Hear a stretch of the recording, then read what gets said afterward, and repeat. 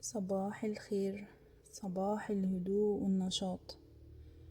جربتوا قبل كده تشوي البطاطا في القلاية الهوائية أو في الفرن؟ جربوها هتستمتعوا. وجبة النهاردة غنية جدا بالحديد والبروتين، والطعم هيخليكي تستمتعي بكل قطمة.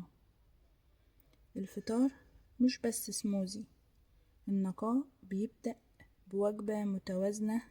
وفطار النهاردة جمع بين البروتين والحديد والكارب، وجبة هتشبعك وتحسن حرقك وتغذي جمالك من الداخل.